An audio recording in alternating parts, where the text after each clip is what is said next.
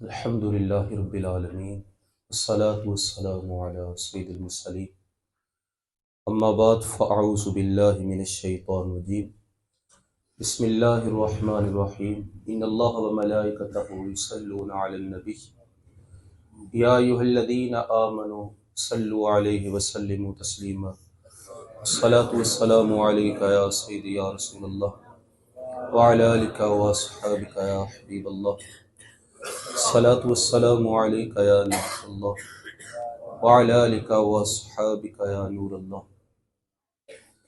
हम्दो सलात के बाद मोअस्सस व मुकर्रम सामिन कराम, 7 रमज़ान मुबारक आज दिन है। आज का हमारा मौजू कि नबी पाक सल्लल्लाहु अलैहि वसल्लम ने एक सहाबी को 9 चीज़ें करने का हुक्म दिया। वो हदीस मुबारक एक ही पढ़ी जाएगी। मिशकात शरीफ के अंदर वो हदीस मौजूद है। हज़रत अबू हुरैरा रज़ी अल्लाह ताला अन्हु फरमाते हैं कि नबी पाक सल्लल्लाहु अलैहि वसल्लम ने इरशाद फरमाया अमरनी रब्बी बितिस्इन। सरकार ने फरमाया कि अल्लाह ने मुझे 9 चीज़ों का हुक्म दिया। कितनी चीज़ों का? 9 चीज़ों का। वो आज मुख्तसर से वक़्त में मैं 9 पूरी बयान करूँगा। तो फरमाया मुझे अल्लाह ने 9 कामों का, 9 चीज़ों का हुक्म दिया। पहली चीज़ फरमाया खश्यतिल्लाहि फिस्सिर्रि वल अलानिया।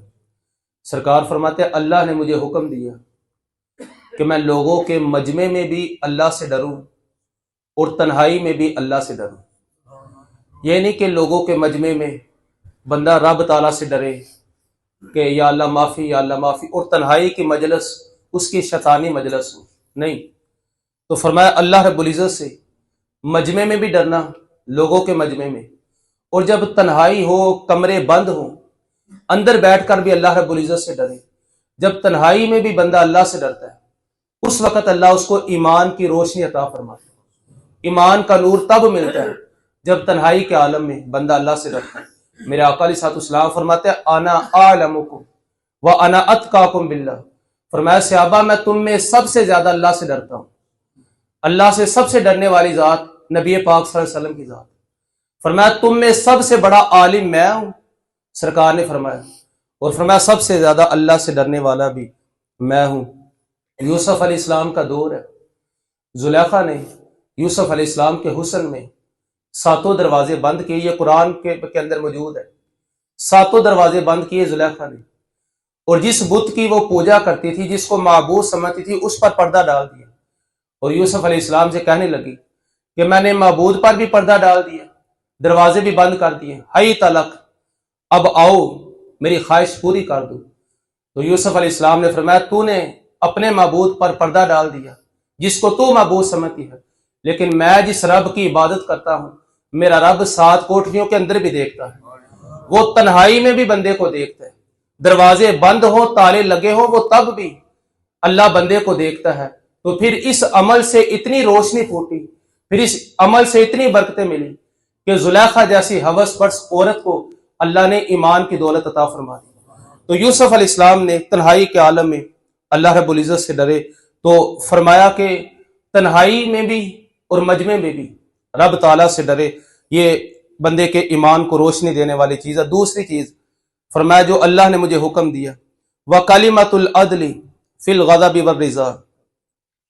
फरमाया इंसाफ की बात करना, चाहे तुम अगले से खुश हो या नाराज हो।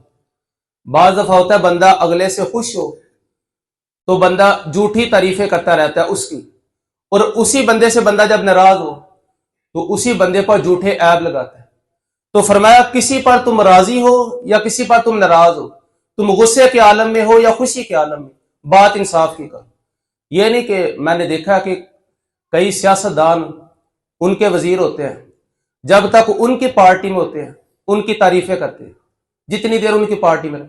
अब जब उनसे इख्तलाफ होता है, पार्टी छोड़ते हैं ना, तो उसी अपने सियासतदान के ऐब बयान करते रहते हैं और बाद दफा झूठी बातें भी करते रहते हैं।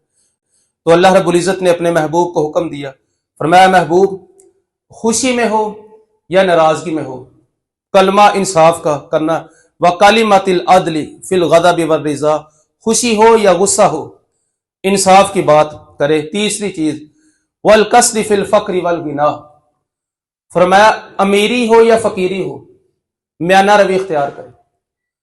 अमीरी के अंदर इतराए ना, तकब्बुर ना करे, और गरीबी के अंदर घबराए ना। ये दोनों चीजें अल्लाह रब्बुल इज्जत की तरफ से आती है। तो फरमाया दोनों चीजों में म्याना रवि इख्तियार करना। मुल्क पाकिस्तान के अंदर ये बड़ी बीमारी है। जिस बंदे के पास जरा माल ज्यादा आता है ना, वो कहता है कि बड़ी गाड़ियां रखना मेरी मजबूरी है। बड़ी गाड़ियों का इनकार नहीं है, जिस बंदे के पास माल हो वो रख सकते हैं, लेकिन माल की वजह से तकब्बुर करना, इतराना और दूसरों को कम तर समझना, यह हलाकत है। तो फरमाया म्याना रवि करना फिल फक्री वल गिना, बंदा अमीर हो या गरीब हो म्याना रवि को ना छोड़ो। म्याना रवि की वजह से बंदे की जिंदगी में बड़ा सुकून रहता है, बड़ा आराम रहता है। और मेरे एक दोस्त है इटली के अंदर, मेरे क्लास फेलो है, वो इटली का नेशनैलिटी होल्डर है। वो पिछले दिनों में आया तो मेरी उससे मुलाकात हुई।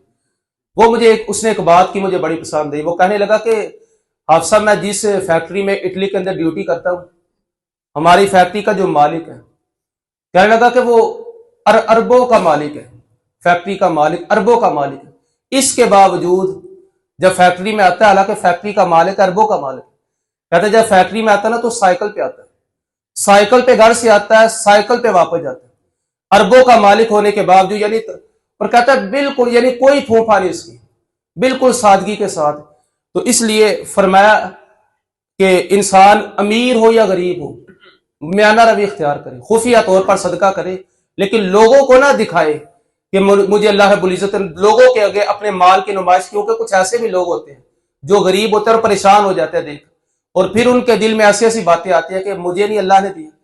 तो फरमाया म्याना रवि इख्तियार करना, गरीबी में और अमीरी में, दोनों हालतों में म्याना रवि का मुझे हुक्म दिया अल्लाह ने। चौथी चीज फरमाया अन असीला मन कतानी, फरमाया कि जो मुझसे ताल्लुक तोड़े मैं उससे ताल्लुक जोड़ूं। ये अल्लाह ने मुझे हुक्म दिया कि अगर कोई रिश्तेदार ताल्लुक तोड़े और कह दे भाई मेरी तेरी खत्म, लेकिन ये बंदा ना खत्म करे, दूसरा ये कहे भाई नहीं मैं तुझसे रिश्तेदारी नहीं तोड़ूंगा, तो बाज लोग समझते हैं कि भाई उसने जब तोड़ दी तो मैं भी तोड़ देता हूं, अगर मैं इसके पीछे पीछे जाऊंगा तो मेरा स्टेटस खराब होगा। बात स्टेटस की नहीं, बात अल्लाह के रसूल के हदीस की। हुजूर फरमाते हैं सिल मन कता का, जो तुझसे ताल्लुक तोड़े तुम उससे ताल्लुक जोड़ो। अगर कोई ला इल्मी की वजह से, कम अकली की वजह से तुमसे ताल्लुक तोड़ है रिश्तेदार, वो कहता है भाई तू मेरे घर ना आया कर, मैं नहीं तुझसे बोलना चाहता, लेकिन दूसरा मुसलमान जो समझदार है, जो अल्लाह के रसूल की हदीस को समझने वाला है, वो ताल्लुक ना तोड़े। वो कहे भाई मैं तुझसे नहीं तोड़ूंगा, ये जो तू तोड़ है इसका वबाल तुझी पर होगा, मैं तुझसे ताल्लुक नहीं तोड़ूंगा। तो फरमाया मुझे हुक्म दिया अल्लाह ने असील अमन कतानी, जो ताल्लुक तोड़े मैं उससे ताल्लुक जोड़ के रखूं। पांचवी चीज व ऊतिया मन हरमनी, और जो मुझे महरूम रखे, जो मेरी हेल्प ना करे मैं उसको अता करूं। एक बंदे ने हेल्प नहीं की मुश्किल वक्त में, अगर उस पर मुश्किल वक्त आया तो पुरानी बातें ना याद करें कि जब इस पर वेला था तो इसने मेरी खिदमत नहीं की, मैं इसको क्यों करूं, नहीं, बल्कि पुरानी बातें भूल जाए। ये बच्चे खुश रहते हैं, छोटे बच्चे आपने देखा होगा, उनके चेहरों पर मुस्कुराहट रहती है। उसकी वजह यह इधर लड़ते हैं, इधर खेलना शुरू कर देते हैं। छोटे बच्चे इधर एक दूसरे को मारते हैं, साथ ही वो खेलना शुरू कर देते। क्यों? वो पुरानी बातें ना बड़ी जल्दी भूलते हैं, और एक मिनट के अंदर वो भूल जाते हैं कि हमने एक दूसरे को मारा था। जब भूलते हैं तो सारे दिल की मैल भी खत्म हो जाती है। तो इसलिए फरमाया अगर तुम्हें कोई महरूम रखे तुम उसको महरूम ना रखो, पुरानी बातें ना याद करो, उसको अता कर दो।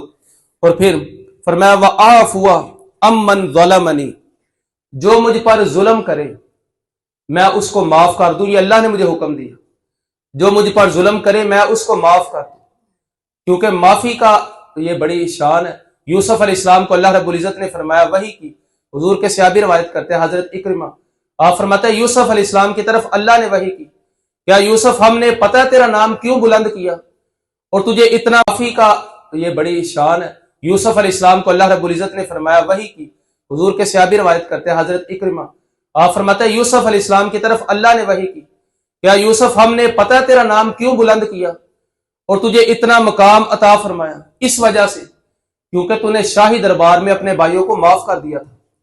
हालांकि शाही दरबार था, यूसुफ अलैहिस्सलाम खुद बादशाह थे, इसके बावजूद एक हुक्म देते तो भाई उल्टे लटक जाते, लेकिन यूसुफ अलैहिस्सलाम ने फरमाया मैं तुम सबको माफ करता हूं।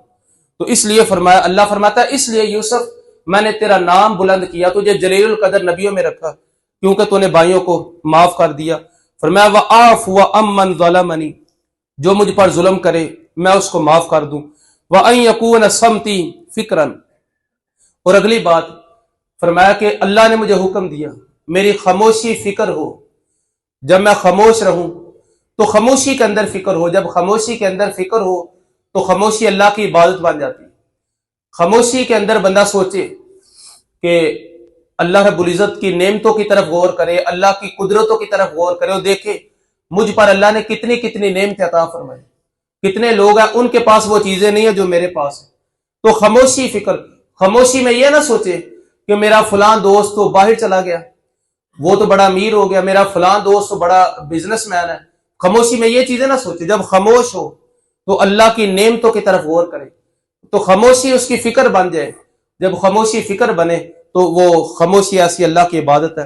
फरमाया व अन यकून समती फिक्रन, अल्लाह ने मुझे हुक्म दिया कि मेरी खामोशी वो एक फिक्र हो।